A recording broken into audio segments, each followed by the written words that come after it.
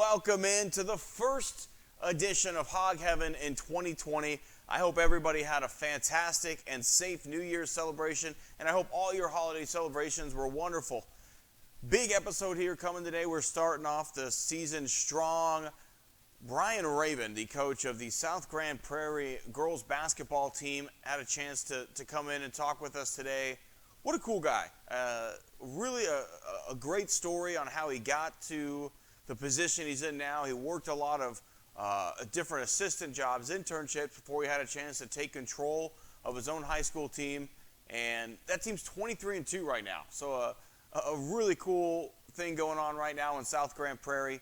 And then I also had a chance to talk to my mentor, a guy that actually got me started in broadcasting, who got me started in this industry, Ira Liebman. He's now the voice of the Atlanta Gladiators minor league hockey team, but Ira's been around the world of minor league baseball for a long time, now working in minor league hockey.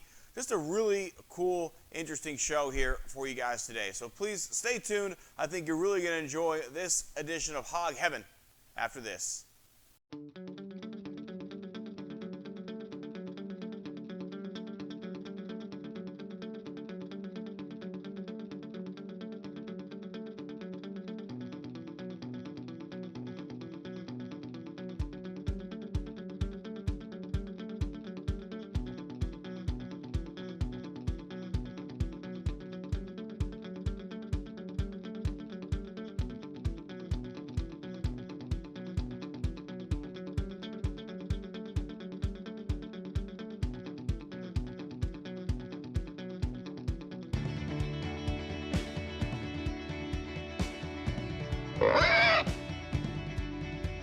Welcome back into our first Hog Heaven here in 2020. Hi, Tim Costello, joined with the coach of the South Grand Prairie High School girls basketball team, Brian Raven. Brian, how you doing? Appreciate you coming in and joining us here today. Appreciate you inviting me. Thank you. Oh, it's our pleasure. One of the things we love, especially here in Hog Heaven, is recognizing those local athletes. We had a chance to speak with a golfer from South Grand Prairie High School earlier this year. Now we're bringing the women's basketball coach on, and you guys are off to a torrid start. I think you said it was 23-2 at this point this season, coming off a strong tournament finish over the holiday break. Yep.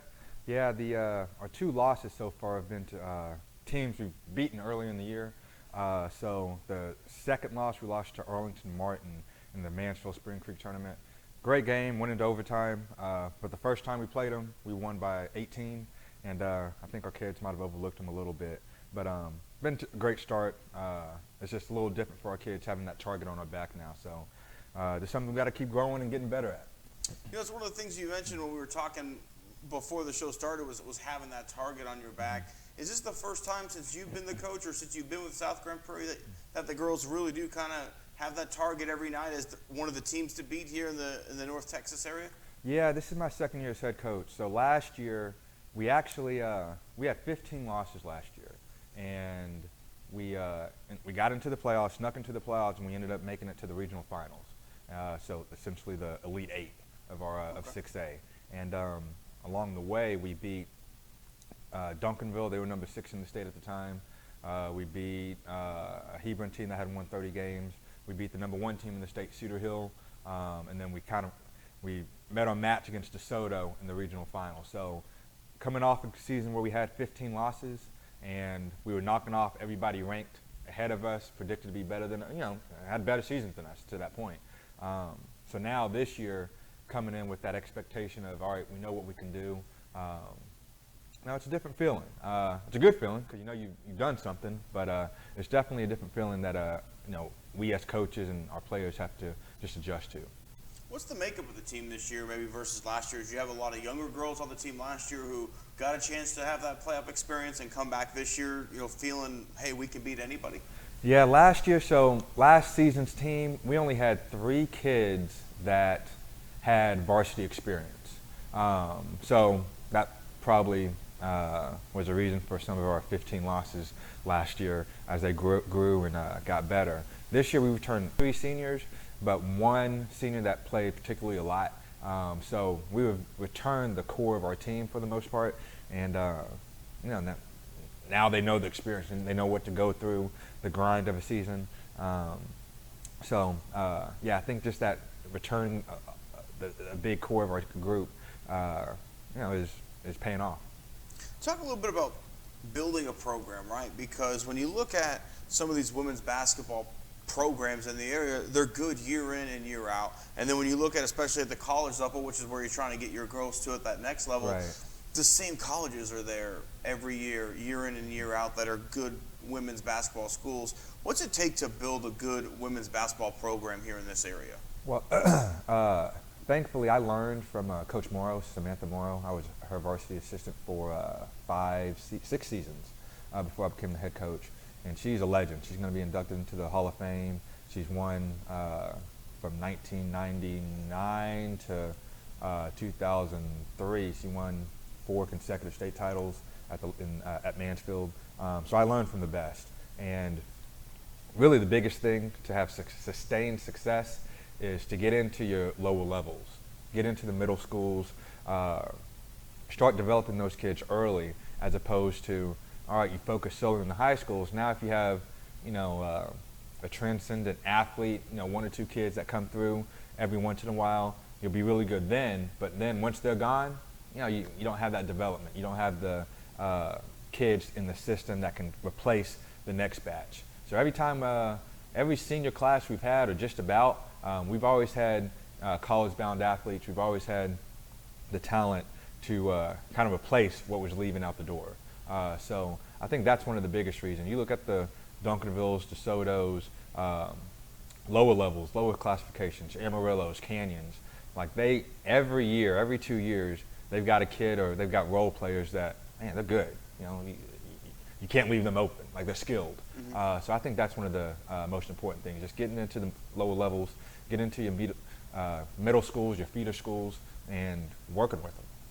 It seemed to me for the longest time, the lower levels of basketball, I mean lower, the younger age Mm-hmm. groups, it was about, that most athletic kid on the team trying to get to the rim as often as he could. Right. When I played. And really it's along with the transition of the way the game is played in general, but now you got 10, 12-year-olds who are lights out from three-point range Right. nowadays. So have you had to change the way that you coach games, knowing that kids are just 10 times better shooters now than they were 10 or 12 years ago? Yeah, most definitely. So the makeup of our team, we've got 0 kids over 6 foot.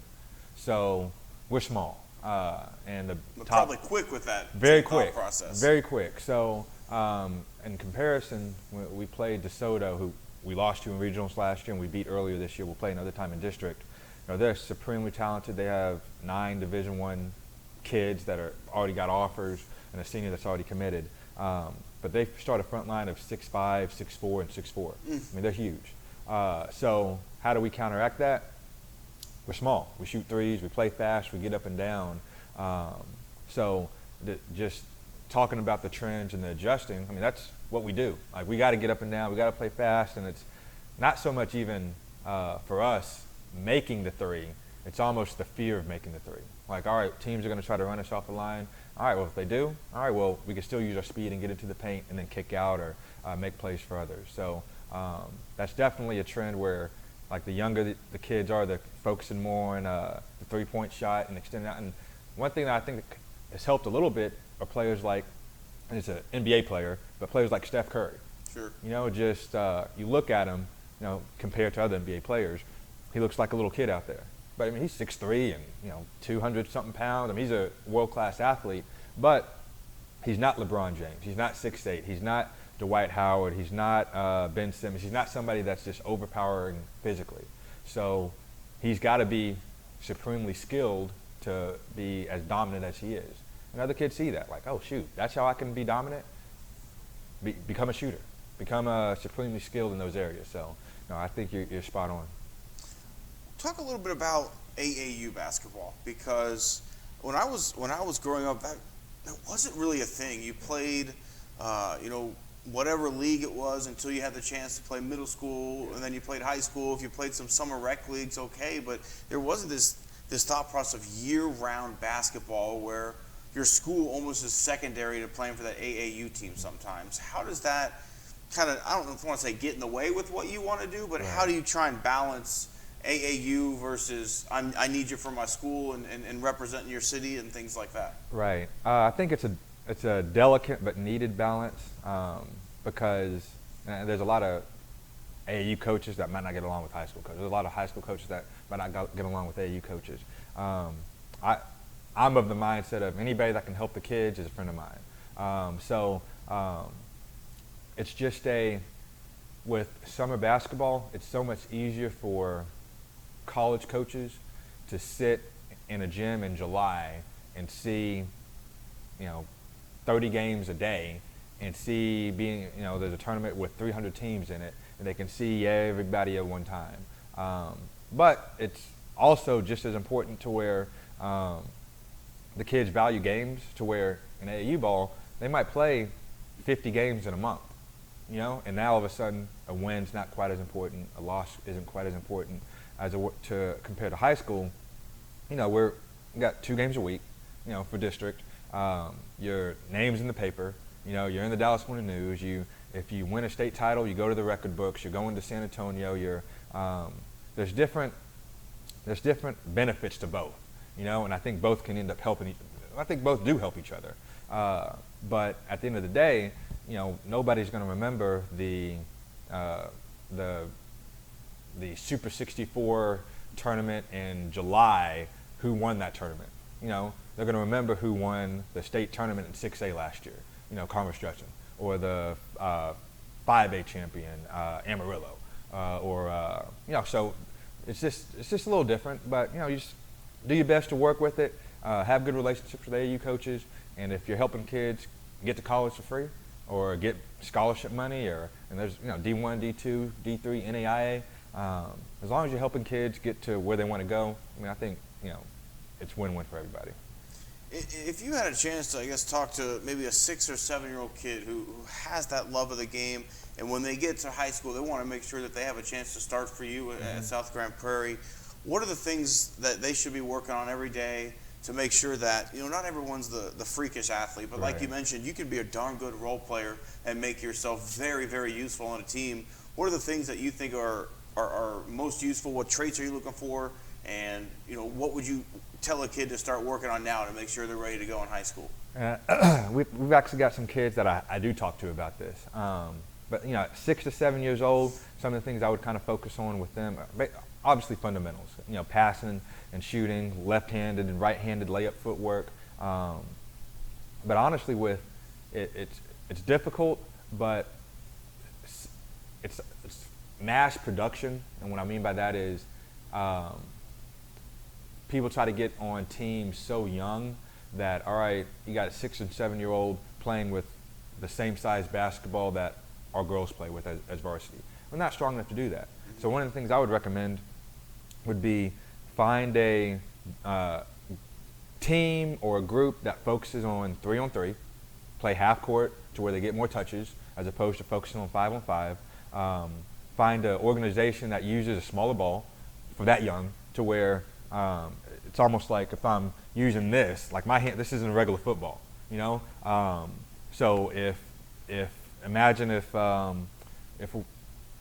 6 or 7-year-old young girl was trying to throw a regulation-sized football, NFL football, she's going to do it. Well, it's the same thing with the basketball, but we expect them to do that. So that's some of the things I would say for 6 and 7-year-olds. As they get older into upper elementary and middle school, I would still say the same thing. Try to play in as many 3-on-3 things as possible, just so you get more touches with the ball. 5-on-5 compared to 3-on-3. A lot of times, it's a turnover fest. Like it's just back and forth, back and forth, back and forth. And then if there's one dominant player per team, well, for that age, most of the time they shoot all the shots. Well, that's not good for development. They've got to get in a place where they can touch the ball and work on the fundamentals and be in game situations, be in half-court situations where you have to make decisions with the ball. And then if they do that, and there's always a ball in their hands, if they're constantly making decisions, I think by the time they get out of middle school and into high school, they're going to be ahead of the game. Absolutely. When you talk about basketball IQ, that's exactly what you're talking about there, is how these people, like, my favorite players are James Harden. They talk about his high basketball IQ. He's had a basketball in his hand making those kind of decisions since he was a young boy. That's how you get there. Let's talk a little bit more about you specifically. How did you end up as a head coach of a basketball team, of a girls basketball team? What was it along your life that you thought, man, this is what I want to do professionally? Well, probably when I was younger, I was aware enough to know that I probably wasn't going to make the NBA, but I wanted to be involved in basketball, and I just love it. So I've always wanted to coach in some aspect. So I did some internships with some NBA teams with the 76ers and at the time the Charlotte Bobcats. And then I worked for the men's side in college basketball. So I worked at the University of Georgia for 2 years, and I worked at SMU for 3 years. Then I actually had an opportunity to go to Stephen F. Austin potentially as an assistant coach on the men's side, but I had a health issue within my family, so I wanted to stay closer to home. And that's another opportunity presented itself at UTA for the women's team. That's when Coach Moore was the head coach at the time there. So she brought me over, got a chance to be a head coach on the women's side, and I really didn't care if it was men's or women's. I just wanted to coach. So that's where my passion is. And so I spent 2 years with her there, and I followed her to South Glen Prairie. So once she got the head coaching job at South Glen Prairie, I was her assistant coach there. And like I said, I just have a passion for coaching. I have a passion for teaching. You know, coaching is teaching to me. So I'm doing my dream job. I wake up every morning thinking about how I'm going to get kids better, how I'm going to teach, how I'm going to game plan. So I don't struggle getting to work every morning. When you talk about, you're living your dream job and you had the chance to, I guess, realize early on maybe the NBA wasn't the option, you talk about that you're mentoring kids to get ready for high school basketball. Mm-hmm. At the same time, are there any of those kids that at the corner of your eye, you're like, she's going to make a really good coach one day, mm-hmm. or anything along those lines? Definitely. And I actually talked to a couple of our kids about that right now. Like, if they stick with it, if they have an interest, they have the IQ or the mindset to be a coach, and they kind of, either scoff or like, no, and then, in the back, a couple weeks later, you talk to them again, like, oh, that might not be a bad idea. Like they kind of plant that seed in their minds. But like it's a tough business at times, but it can be very rewarding. Like at any level, professional all the way down to high school. I mean, at the end of the day, you got to produce results. And if you don't, and I've been a part of staffs that have been let go, or after I've left, they've been let go the next year. I mean, it's a tough thing. It's a tough thing to have the expectation to win and compete at a high level, especially where we're at. Like in our district, along I-20, Duncanville, DeSoto, Cedar Hills, all those programs at football, boys basketball, girls basketball. I mean, it's a landmine. But I try to encourage kids that do have a passion for the game of basketball to think about coaching. Like if that's something that, at a certain point, the ball's going to stop bouncing. So what do you want to do after that? And if they want to stay involved in the game, that's one option. If they want to, after they're done playing, if they want to go do something else and they're tired of it, all right, go be an accountant, go do something else. So I'll support them with whatever they want to try to do. When's that next game going to be for you guys? I know you're taking on Mansfield in the next game. When are you guys playing again? If anyone want to come, check that game out. So the rest of the season, we play every Tuesday and Friday night, 6 o'clock. So we play double headers with our boys the rest of the season. So we play, varsity girls plays at 6 p.m. every Tuesday and Friday night from here on out, and our boys will follow us at 7:30. And Mansfield is a good opponent. They've gotten a lot better this year. And then we follow that up with another game on Friday at Grand Prairie, and it's always a crosstown rivalry with them. And then after that we play Mansfield Summit. So we got a pretty good stretch of games in our district, and then once we hit the second round of our district games, because we play everybody twice, we start again with DeSoto. Then we come right back with Waxahachie. So we got a tough schedule coming up, which is good for us because it gets us prepared for the playoffs. Well, Coach, we appreciate you coming and joining us here on Hog Heaven. And when you guys do get to the playoffs, we definitely want to have you on again and kind of do a little bit of a check-in on how you guys are advancing throughout the tough playoff area that we do have here in DFW. For sure. I appreciate it. Well, Coach, we appreciate it.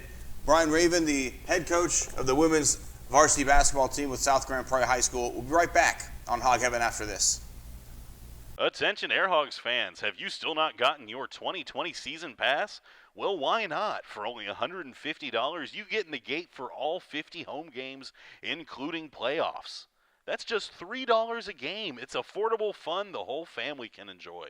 For more information on season passes or booking your next group outing, contact Zach or Kelsey at zlee@texasairhogs.com or karmond@texasairhogs.com.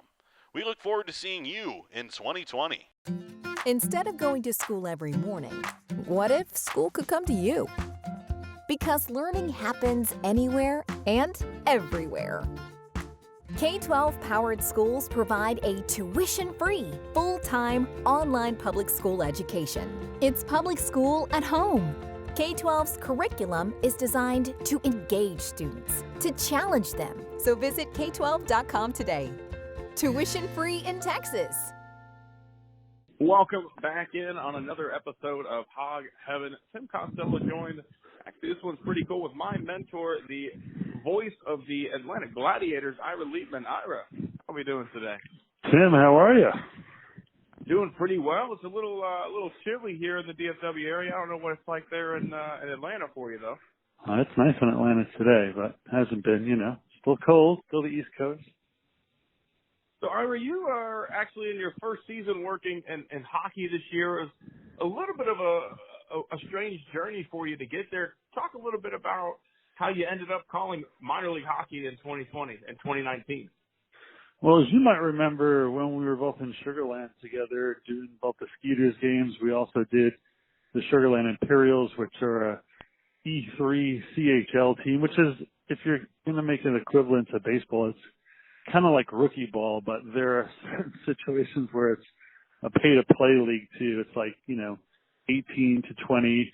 And I got the experience there. I mean, you were great doing some color for me there, and that kind of snowballed into opportunity I never really thought of. When you think about yourself as a broadcaster, you think about yourself as a broadcaster in the sport that you're doing. And, for the majority of my career, for the 15 years, it was pretty much all baseball, professional baseball at that. And the opportunity came up. It seemed interesting. I kind of just poked around, didn't really, directly, apply for it. And next thing I know, it was a big discussion about, wanting to be the voice of the team, which I didn't really expect. And got a job offer a few months later and decided to take it. So, having not really done a ton of hockey, you mentioned you did a little bit there. What was that process like, having to get yourself up to speed, ready to go for puck drop on opening night as a fresh face in the league? Well, it's interesting you ask that because, when we were doing it, it's kind of, and this from doing baseball, that sometimes it's like, hey, here's the microphone, figure out the rest on your own kind of a thing. And you develop your own style because of necessity, not necessarily because it's part of the game, but you're forced to kind of be your own voice as the voice of the team. And here I actually reached out to Chris King, who is the broadcaster and one of the voices for the Long Island Ducks, which was also in the Atlantic League. And he had done the New York Islanders radio for years, and he still does. And I kind of just spoke to him about some few tidbits and, a couple of tips, and he gave me great advice. The difference in baseball is that I think as a baseball fan, and even as a broadcaster, certain numbers, go with certain guys. Craig Biggio's number, Derek Jeter's number. But it's not something you need to do the broadcast. In hockey, it's a necessity because everybody's moving all over the place. When we did baseball games together, you have a chart. You just look down if you forgot who's in left field or right field, and we're playing shortstop. But hockey doesn't work that way, because everybody's moving all over the place. The only mainstay is the goalie. So probably the only guy you don't have to memorize. But just memorizing all the numbers, which isn't always an easy task, it helps you a lot. And I think that's really the key to doing it. And the game kind of dictates itself. It's not all the same routine that we did in baseball where you need your game notes. You have a lot of time to fill between pitches and between just kind of the downtime. In hockey, you barely have time to squeeze in those cool little tidbits, which I enjoy doing still. It's just you have to do it a lot quicker and less frequently, but the game dictates the play-by-play. And I know, as you mentioned there, the game notes, those are something that were so important to you in baseball and the preparedness, being ready. What kind of things are you looking at now here on the hockey side of things? I know you were one of the broadcasters early on getting into the sabermetrical side of things. Do you still have those same statistics you can look at in hockey? I still look at trends just like you would look in baseball. He's on a 7-game point streak for hockey, or he's, scored a goal in 4 of his last 5 games. You still use those, not really sabermetrics, just stats with players, but there's not as many to go by. In baseball, there's so many little trends that you can put in. With hockey, it's, points, goals, assists, and, what kind of trend has he done lately? And there's not a lot else you can really do except for just team. You've won 4 in a row. You've killed off X amount of penalties in the last 5 games. But as an individual, there's not a ton to go by. So you got to kind of dig deep sometimes. One of the cool things about broadcasters really across any sport is most of them have a really cool story, how they even got into the industry. I know you and I know a little bit about how we all got started, but for everybody else out there, talk a little bit about how you ended up realizing I'm meant to be a broadcaster. Yeah, it's weird to say that because I don't think any broadcaster has the same story. It's not a normal job where you see a job, online and you apply for it and you hope to get an interview. And if you do, and then you go through a series of interviews and you get the job, it's, word of mouth just for an opening sometimes. And sometimes when you find out the opening, it's already too late because they're down to their finalists. It took it's first of all, let me back up. It took me discovering I even had a voice. I mean, I played the drums for years because I knew I couldn't sing. And I actually was working in retail. I worked for Bose. They make those little cube speakers and the wave radio that most of the public knows.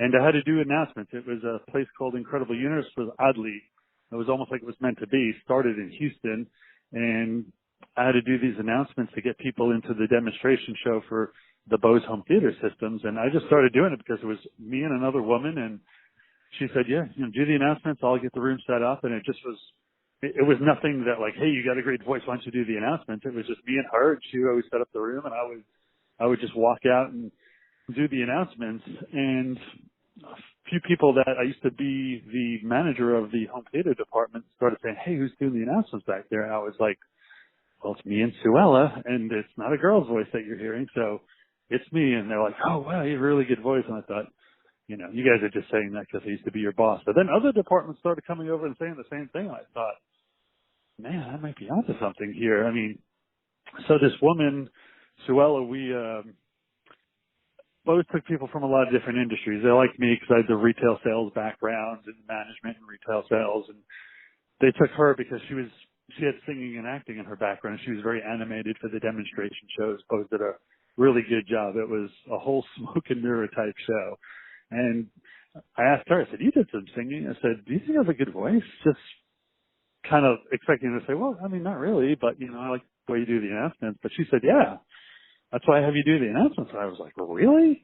Like, here I am in, my early 30s discovering I have a voice of all things. I mean, I always was a kid playing around when we were young, playing video games when, you had the odd number of friends over and 2 would play, and then, you got winners and stuff like that. Well, when I was the odd man out, I would always just pretend to broadcast the game while the other 2 guys were playing, or if we were playing in the street or on the playground, I always kind of did that, just fooling around. And, we'd always talk about, oh, it'd be cool to be a broadcaster, but I didn't think for a million years I had a shot. But when I discovered that, I remember it was like a miracle from God. I mean, you don't generally discover you have a voice in your 30s. And, the place wound up shutting down, and I was like, this is another sign. Stop ignoring it. And I applied to the Connecticut School of Broadcasting, and I got a scholarship, and I got an internship at one of the biggest sports talk stations in the nation, WFAN, which was a 30-30 recently on ESPN. And just one thing led to another. I went to the winter meetings. I got a job as an intern with the Pirates organization in Lynchburg, and then I became the voice of the team for the first time in Visalia, which is mentioned in 2 movies, and then San Angelo in Texas, got up to AAA in Colorado Springs, and then eventually with the Skeeters, and now here doing hockey. So it's a crazy journey, but it's been a fun one. I've gotten to live in places I never would have been in a million years, so it's been great.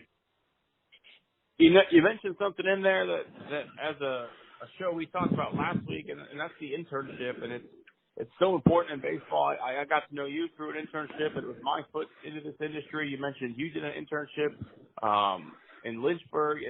Why is that so important? And you specifically, why do you take so much time in investing in your interns during the season? Well, I think it's really important. The guy who was my mentor didn't just let me sit there and, make sales calls all day. And even when I was in retail sales, I always thought, I think there's two approaches in life. Excuse me.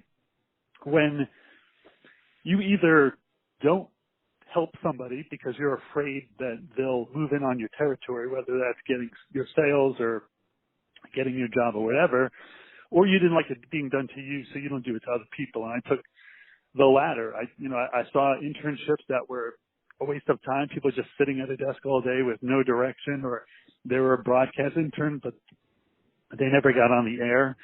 And I didn't like that. I was lucky enough to get a little bit of airtime in my internship, and because of necessity, because of the Atlantic League, and we were the only team in Texas with all the teams on the East Coast, every time we went on a road trip, it was absolutely exhausting. It was like major league travel. I'd be doing a game on an hour's sleep, leaving Sugar Land at 2 a.m. So it was important to have somebody there to kind of, help me out after a long day of travel. And it was a chance to kind of give back to people that helped me. And so many people, took my phone calls and answered questions that didn't know me from a hole in a wall and listened to demo tapes. And I wanted to give something back. And I'm really proud of that because, including you, I have 6 people that worked under me as interns who are now voices of the team, whether that's college or professional. So it's worked out really well. Well, wow, they talk about coaching trees out there in the NFL. I think it might be time we start talking about the Ira Liebman broadcasting tree at some point. Yeah, just call me Bill Belichick. It seems so. Well, Ira, I appreciate you taking the time to join us here to talk a little bit with us. And before we get out of here, if someone wanted to tune in and check out one of those Gladiator broadcasts, what's the best place to find you guys? You can go onto AtlantaGladiators.com and just click the Listen to Live button. If you're outside the area, we're on a station here called 680, which is the same station that the Braves are on. And when we're not on that station, we do an audio stream. But we're also on ECHL TV, so it's a league-wide deal. And the games are really fun to watch. even if you're not a hockey fan, I think you'll enjoy it.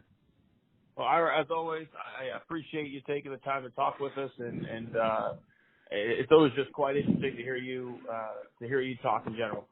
All right, well, appreciate it, Tim. You do a great job as well. Well, I'm sure we'll talk again here soon, Ira. Have a good one. All right, thanks, Tim.